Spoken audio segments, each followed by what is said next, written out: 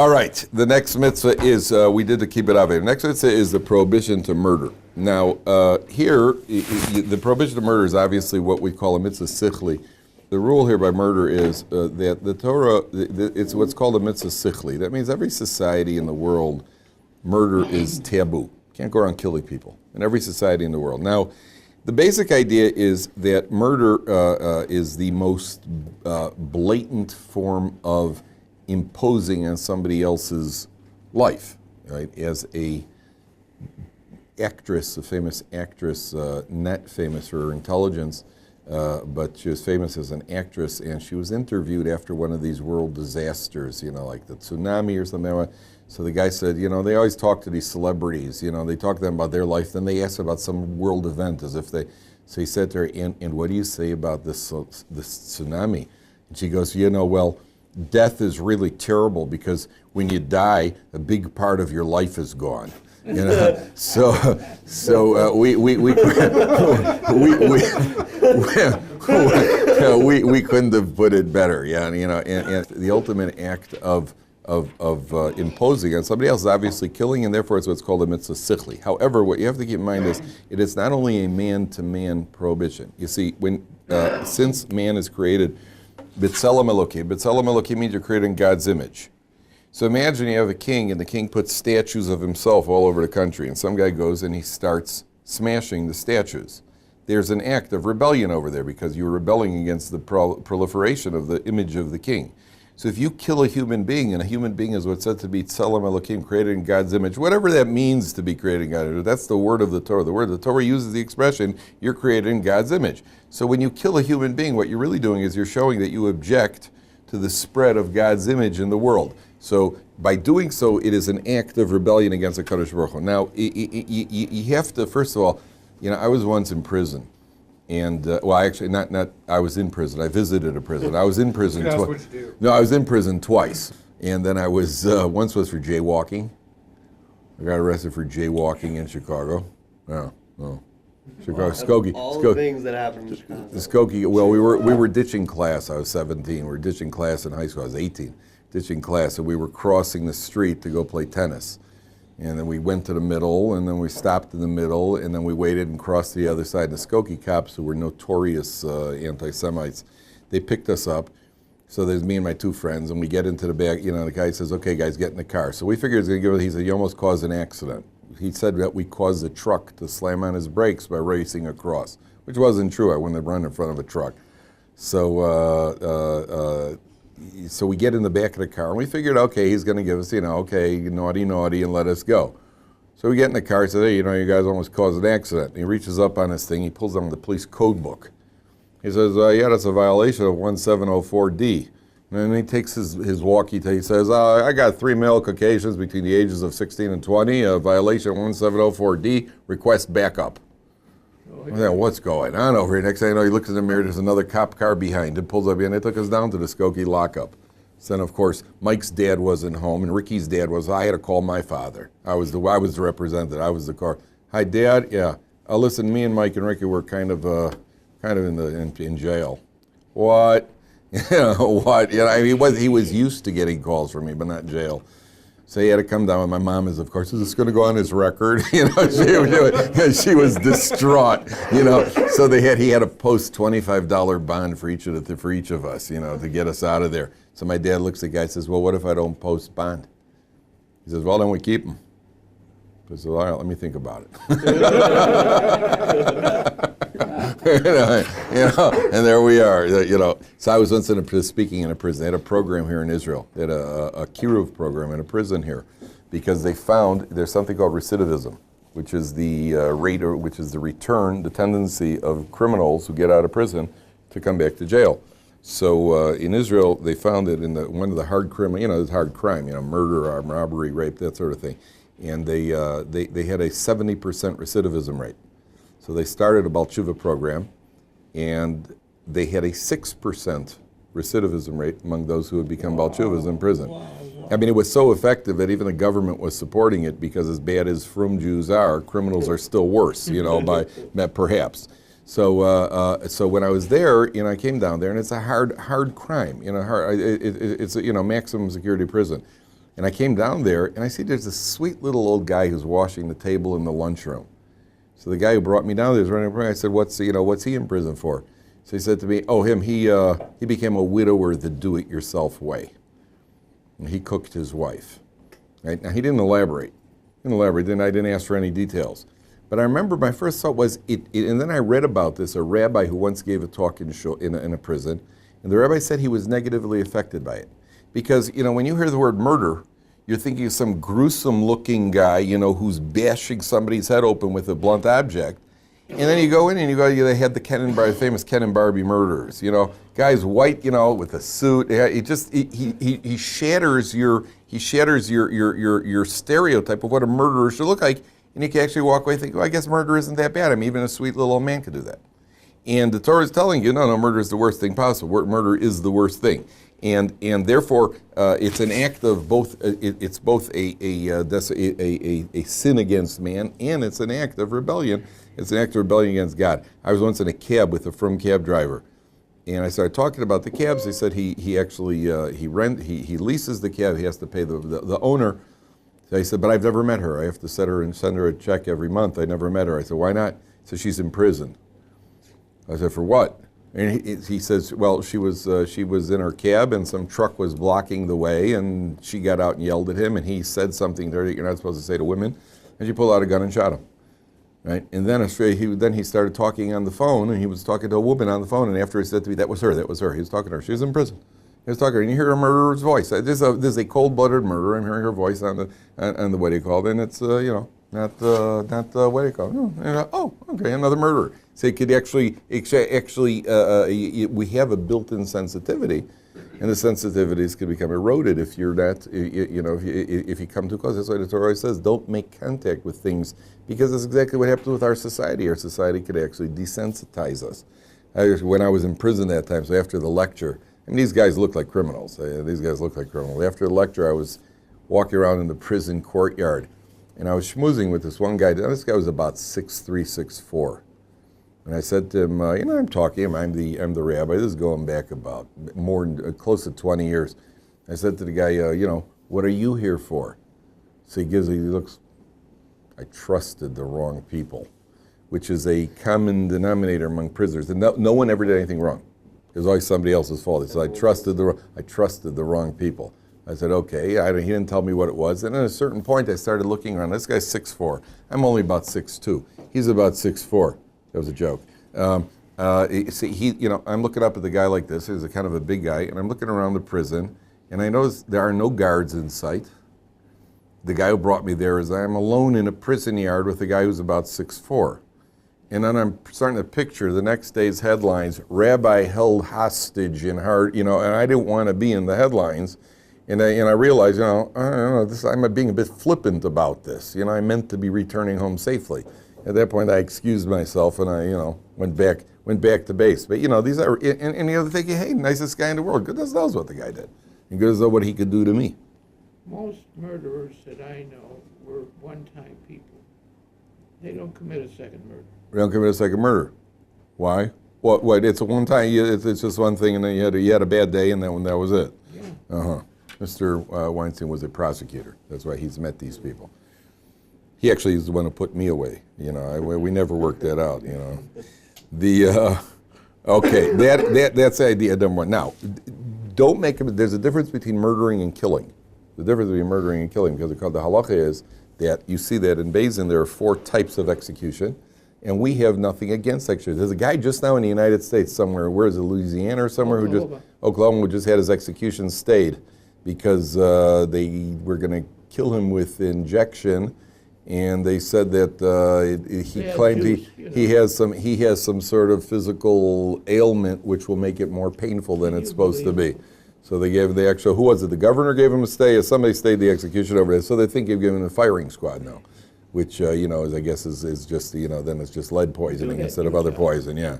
So that's what they're thinking about doing. So the Torah you see does mandate execution. There's nothing wrong with killing if killing needs to be done. We have a command in the Torah to kill Amalek. We have a command in the Torah that if you see somebody who's looking to kill somebody else, you have to step in and you have to kill him. There's a difference between killing and murdering. Murder is where it is not justified. Killing is where it is. You are allowed to kill somebody in self-defense. So there's nothing, it's not, the Torah does not say don't kill. The Torah says don't murder. Yeah, that's a very big mistake. The other idea here is that there's a Mishnah in Pirkei Avos. Now this we want to elaborate on a little bit. There's a Mishnah in Pirkei Avos that says Hillel was once walking and he saw a skull floating in the water. Did you ever hear the Mishnah in Pirkei Avos? Hillel saw a skull floating in the water. And he said to the skull, well, because you drowned others, you were drowned. And the end of those who drowned you is that they're going to be drowned. That's what the Mishnah in Pirkei Avos says. Al da'at teftatvu chosov metafayich yitufun. So the commentaries ask, one second, do you have any problem with that? You have any problem with that, Mishnah? Because you drowned others, you were drowned, and the end of those who drowned you, they're going to be drowned too. Any problem with that? No, it sounds good. Sounds good. Well, yeah? It never ends. Number one, it seems like it would never end. Okay. What else? What else? Oh, you clean up the country pretty good if you do It's that. pretty, all right. Okay. What else? You're going to be punished for... You're going to be punished. That's certainly the lesson of the Mishnah. You're going to get, right, that we'll talk about in a second. What else? What's that? What goes around comes out. That's certainly the A lesson. big rabbi condoned killing. What's that? A rabbi condoned, or he condoned. He's not condoning it. He's the Saying, guy. You killed someone, so you were killed in such a way that you were. Well, he just- And that, but in the end of those that killed you, you murdered somebody, and therefore you were murdered. Sorry, and though you drowned someone, and therefore you were drowned. The end of those who drowned you is that they're going to be drowned. Or something's justified. Okay, something justified. He's not talking about that. He's not talking about what is justified. What else? There's still. You should have a basic problem here. Problem number one: how does he know this guy drowned? There are plenty of guys get killed and they get tossed into the river. Number two, which is a bigger problem, is that you see plenty of times that there are people who murder other people, then they die peacefully in bed. Not everybody who drowns somebody ends up drowning. Not everybody who drowns somebody ends up drowning. There are plenty of people who drown people, and then they end up, they could end up dying of natural causes. They could get sick. They could fall off a building, but they don't necessarily drown, right? What's his name in the mafia? So I remember there was a what's that? John Gotti. All right, Guy died in prison, but there's a guy. One of my favorite was Tony Big Tuna Accardo. Oh, yeah. Tony Big Tuna Accardo disappeared. And then one day they found him in the back of a car. They found his body in the trunk of a car. And I remember because I was a kid, I was interested in the mafia. And I thought of it as a career opportunity. And what do you call it? They found his body in the trunk of a car. And I just remember thinking, Big Tuna ended up in the can. Because they found him in the back of a car. Then there was a guy, Sam Giancana, who got nailed in Skokie. And then Rabbi Salinger just told me about the Purple Hotel in Chicago that they've torn down, but that's where Alan Dorfman got gunned down. Remember, Alan Dorfman he got gunned down by outside the Purple Hotel. So you see sometimes, there was one guy in New York, I forgot his name, Carmen, was it Gambino or something, who I remember seeing the picture in Time magazine that this guy got all shot up in the barber's chair, and he still had the cigar in his mouth.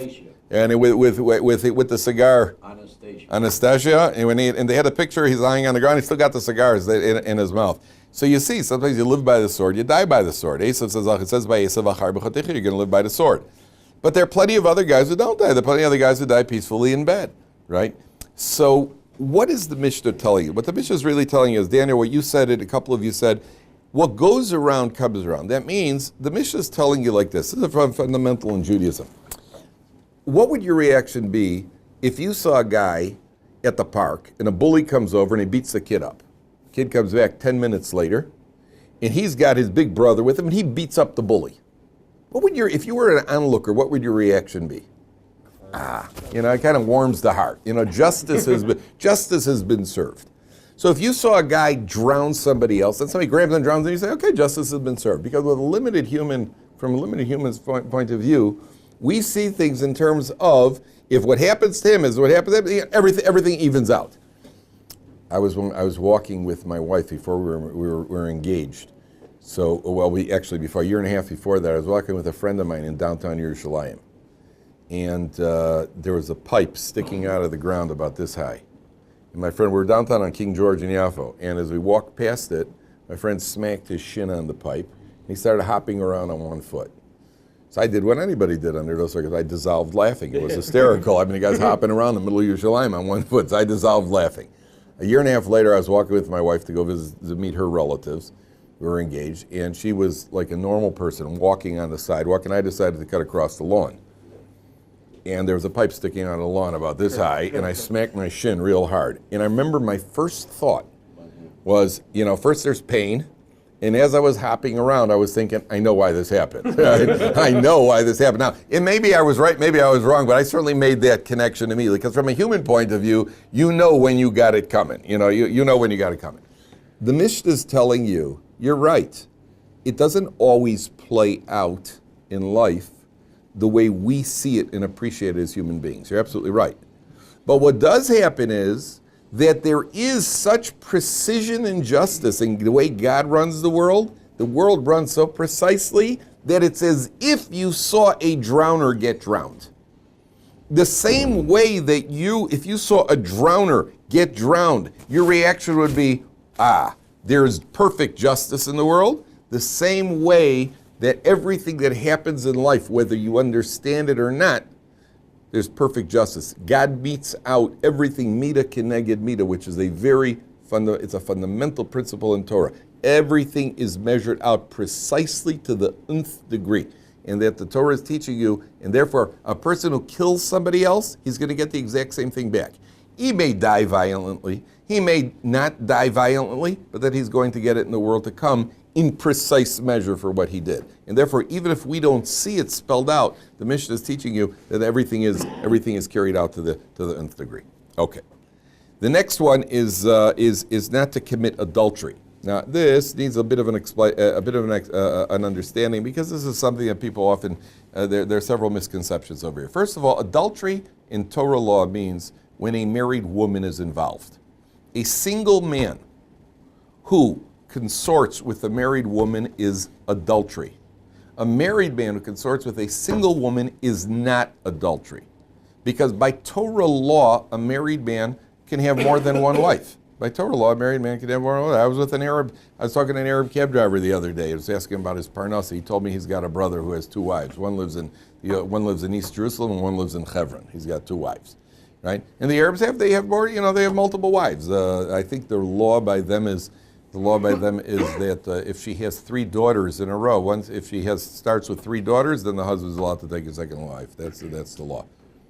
I actually was speaking to the Arab cab driver. See, my wife doesn't like when I drive with the Arab cab driver, so once in a while I get in, and it's unpleasant to get out once I'm in. So my logic is that if I keep them talking, then maybe they'll be too busy thinking about the profundity of our conversation to get up to mischief. So this guy got into the cab, and we started talking, and he asked me about Lag BaOmer. We started talking about Lag BaOmer and the crowds in Merom. So I asked him if he's ever been to Mecca in Saudi Arabia. They go up to Mecca for the celebration. So he said to me he's on a 10-year waiting list. And by Muslim law, you have to go there at least once in a lifetime. I think now they have a holiday called the Hajj, which is the 4-day holiday where 4 million people converge on Mecca in the course of 4 days. That's when they have. And every year they have. I mean, their record. Every year they have somebody gets killed there. One year they were in a tunnel which lost electricity, and they had 1,426 people died in that tunnel. Either they suffocated, they were trampled to death. It was it's a mess. I mean, they're trying, and it cost 17,500 shekels for them to go to Mecca to make the journey. They have to save up penny by penny to go there. I assume the Saudi Arabian government is making a tidy percentage of that money. It's a geschäft. But the what do you call it? So adultery in Torah law. Now let's get this straight. Adultery in Torah law is only if a married. I'm not talking about incest, brother sister. With marriage, adultery, it's only if a married woman is involved. A married woman who is involved with any man, whether he is married or single, they both incur the death penalty. If there are no witnesses, then it's premature death at the hands of heaven. That is adultery in the purest form. If a couple, a single girl and a man, live together, whether he's married or single, they're in violation of living together outside of wedlock. And if she is a nida, then they violated the nida laws. But there is a world of difference between what they're doing and when a married woman is involved, number one. Number two, the ramifications are completely different, because when a married woman is involved and she has a child from somebody else, that child is called a mamzer. That child is called a mamzer. Sometimes Baalei Tshuvas may have been born to parents who did not have a proper halachic marriage. And the Baal Tshuva is nervous, what does that make me? The answer is it makes you nothing. You are simply, in the worst scenario, born out of wedlock. There is zero status stigma in what if your father is a Kohen, you could be the Kohen Gadol, even if your parents were never married. If a person is a mamzer, he is not allowed to marry another Jew, a regular Jew. He can marry a mamzeres, but his children are also going to be mamzerim. It is not a good thing to be a mamzer. But if a person, he's a full Jew, a mamzer is a full Jew and he has all halachic obligations. They just cannot marry into the Jewish people. A person born out of wedlock, there is maybe perhaps a social stigma. There is no halachic limitation whatsoever. In the not Jewish world, a child born out of wedlock is called a bastard, which is usually a translation. It is not an accurate translation of a mamzer. A child born out of wedlock is not a mamzer. A child born to a married woman from another man, that is a mamzer. That is a mamzer nowadays. Yeah. What if your parents were married before they got married, and you don't know if they had a proper? So if a woman was divorced, then she married somebody else, she would have to have a get in order to marry the. So it depends on two things. Number one, the first marriage had to have been a proper halachic marriage, otherwise she was never a married woman. And if it was a proper halachic marriage, as long as she has a get, then she can marry the second man. Yaakov, you were going to ask something. It also, marriage starts from engagement, right? In halacha and arusa, that's official marriage. Nowadays, what used to take an hour, the time of the Gemara, they would get halachically betrothed, and they would spend a year that way so they could prepare themselves financially for marriage. Nowadays, that all takes place in 15 minutes under the chuppah. First, he puts on the ring, and she becomes an arusa, and then 15 minutes she goes to the next level, which is a nesua, and now they're fully married. So what used to take an hour takes us 15 minutes today. That's the idea. In other words, when you say harat mekudeshesli, to put on the ring, at that moment, she is considered a married woman in that if she commits adultery with another man, that's full adultery. On the other hand, she and her husband cannot live together because they're not fully married. And that can only happen after the second stage, which is harat, which is nisuin. Is it Yaakov? Go ahead. Yaakov is going to finish. Yeah, go ahead. Oh yeah, and another question is, I heard if people have relations, then they're considered married. That's one of the forms. So I'll talk about that in a second. Yeah. A board, and the girl commits adultery. The avort has got no halachic. Part of it already. No, avort is not halachic engagement. And what we do nowadays is there's no halachic engagement. Nowadays, the erusin is only in front of two witnesses. That's why you've had situations where a guy walks over to a girl. This has happened in Jewish schools, where a guy walks over to a girl and he throws her a pen in front of two witnesses, says harat mekudeshesli. And there are two witnesses say, hey, Jeff, Mike, watch this. And he says, hey, Debbie, come here. And he says, and this has happened many times. The guy says, he says, hey, Debbie, you want to marry me? Yeah, okay, harat mekudeshesli, because they just came out of a class talking about it. So they're joking on, everybody's laughing until the one little frumy comes by and says, I think this might be a question. I think there might be a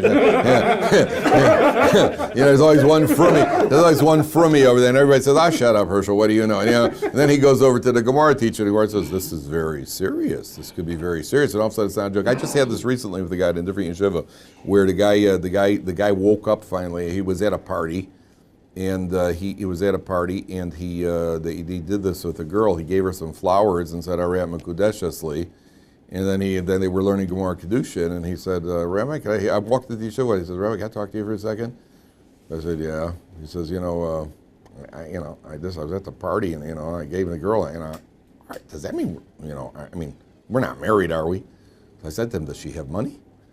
And he said to me, yes. As a matter of fact, I said, okay, so you're married. What's the problem? Be smart, man. Be smart. So then we had to invite. It wasn't so simple. We had to call a couple of big rabbis to find out. It turned out it wasn't his to give to her. It was very, very, very, very close to very close to being a serious problem. There was a girl.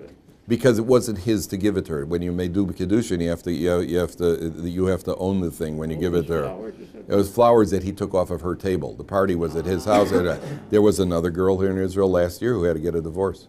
There was a girl here in Israel at a seminary who had to get a divorce because some guy, a couple of yeshiva guys were walking past. I mean, yeshiva guys, a couple of yeshiva guys in name only. And they started schmoozing, and he's so cute, one of those. And they said, "Hey guys, watch this." And he gave her something. It turned out that it was a wedding. Now girls are divorced. Okay, they didn't live together, so it's not the end of the world. It's not the beginning of the world either. And once she's had a divorce, she cannot marry a Kohen. So she's just cut out 10% of the population for marrying her. So and you can do without. There are better things in life than having your a 17-year-old girl with the stigma of being a divorcee. There are actually better things in life than that. Believe me. In Noachide law, marriage. I mean, what's marriage by goyim? Everybody's got a different ceremony over there. This one has a priest, and this one has a this, and that's the guy.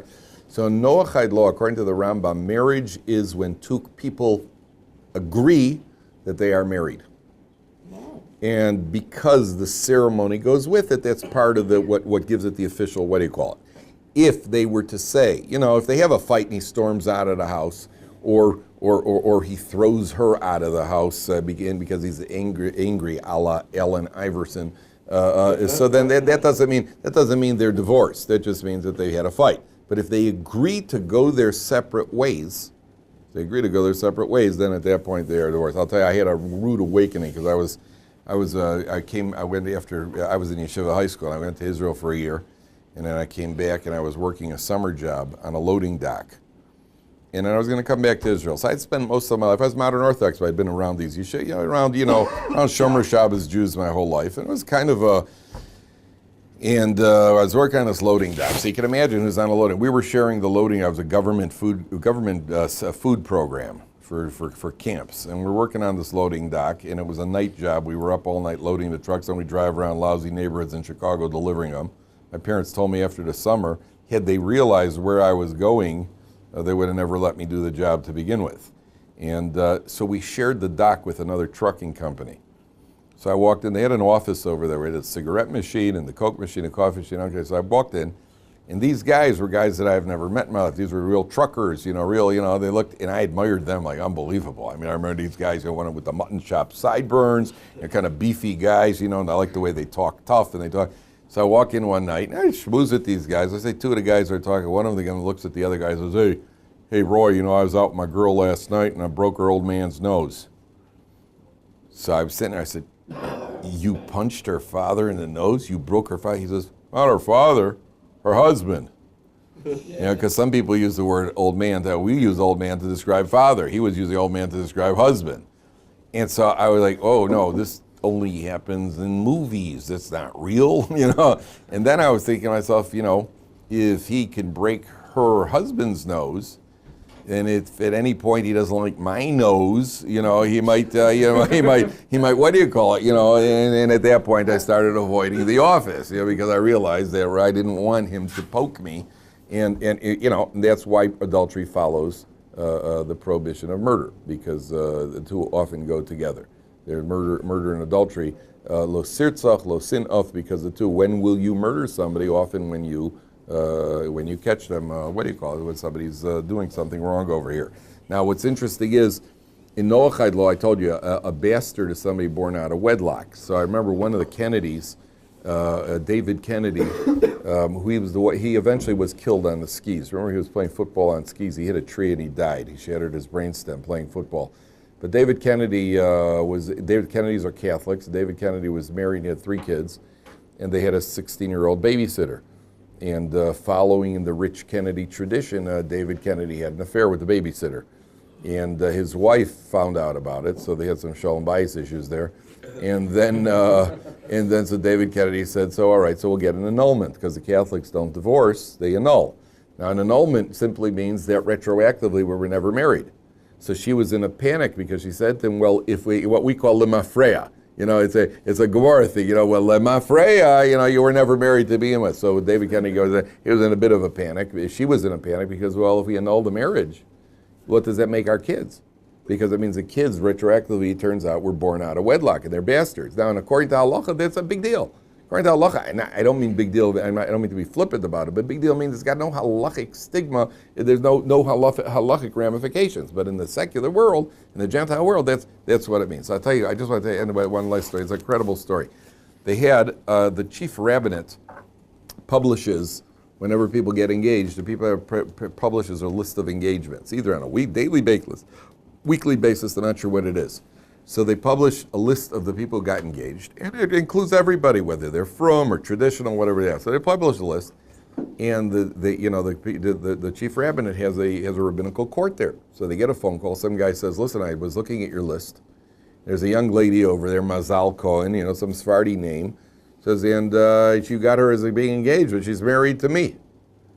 So the guy says, "Listen, you can't go around saying stuff like that. You got a problem. Come down here. We'll talk about it. You can't go to this." The guy comes down to the rabbi and says, "Look, I was at a party with her about 3 years ago. We were messing around at a party. Guys are goofing around there. And I picked up a cracker, and I gave it to her in front of 2 witnesses. And I said, 'Harayat mekudeshesli,' and she said, 'Okay.' And so she's married to me." So they called her in. Rabbi Yashiv was there at the time. They called her in, and they said, "Did this happen?" She said, "Yeah." She said, "Yeah." So now they had to determine whether or not that cracker was worth a pruta. Because if it's less than a pruta, they're not married. It was his cracker. It was his cracker, and they had to determine if it was a shava pruta. They went down to the cookie factory and asked them how they make the cracker. And you see how people wonder, what's a pruta worth? What's a shava pruta? They went down to the cracker factory, and based on how much they put in and how much they sell it for, it wasn't worth a pruta. Oh, So everybody breathed a sigh of relief. Till somebody raised 1 second. In Israel, there's something called ma'am, value-added tax. In Israel, they put value-added tax on everything. There's value-added tax on the air. And they put on ma'am. And when you factor in ma'am, then it does come out to more than a pruta. And then the Dayanim had a debate whether or not ma'am is factored in as an inherent part of the cost. Rav Yashiv cited several proofs from the Talmud that it is. They paskin that they're married. She had to get a get before she could marry the second guy. So people ask you, how much is a cracker worth, right? Pruta. Of shava pruta.